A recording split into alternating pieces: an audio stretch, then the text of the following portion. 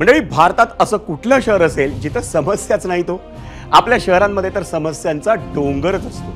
आता धुळे शहराचंच उदाहरण घ्या।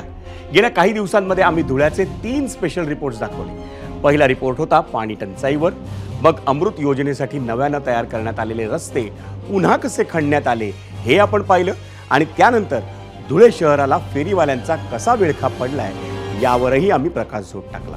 पण त्याच धुळ्यातील समस्यांची यादी ही काही संपत नाहीये।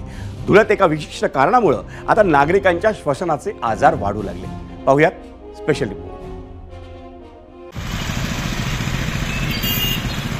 धुळे शहर, लोकसंख्या जवळपास 5 लाख। या सर्व लोकांच्या आरोग्याची प्राथमिक जबाबदारी धुळे महापालिकेची।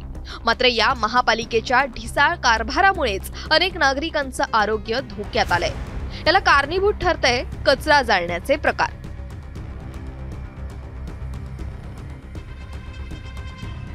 धुळ्यात गेल्या काही दिवसांपासून दररोज समाजकंटकांकडून डम्पिंग ग्राउंड मधला कचरा जाळण्यात येतोय। यामुळे विषारी पदार्थ हवेत मिसळतात, ज्यामुळे अनेक लोकांना श्वसनाचे आजार होत आहेत। या ठिकाणी कचरा गोळा झाल्यावर या कचऱ्याला कोण आग लावतंय ही विचारणा केली असता पालिकेचे अधिकारी त्यावर सांगता आम्हाला माहीत नाहीये। तर अशा प्रकारे हा कचरा आग लावून या कचऱ्यामुळे जे विषारी वायू जे निर्माण होत आहेत, तर ह्या विषारी वायूमुळे या सर्व परिसरात रात्रीच्या वेळेस खूप प्रकारे श्वसनाचे आजार निर्माण होतात। अनेकांना खोकल्याचा त्रास जाणवू लागलेला आहे। जर का असा नागरिकांना त्रास होत असेल तर महापालिका याच्यावर या पार्श्वभूमीवर काय निर्णय घेऊ इच्छित आहे, आणि एकीकडे महानगरपालिकेचे अधिकारी नागरिकांच्या जीवावर उठलेले आहेत का, असा या ठिकाणी निष्कर्ष या ठिकाणी दिसतोय। गेले 15 दिवसापासून मी कचरा डेपोच्या इथे जाऊन शूटिंग करत आहे।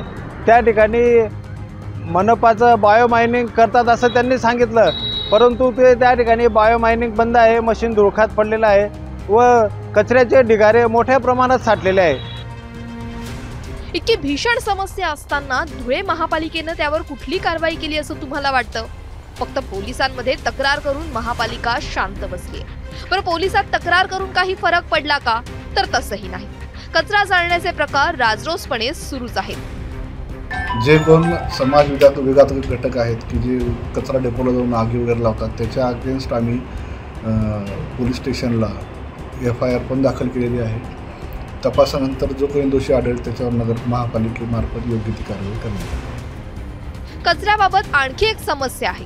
कोट्यवधी रुपये खर्च करून उभारलेला बायोमायनिंग प्लांट सध्या बंद आहे।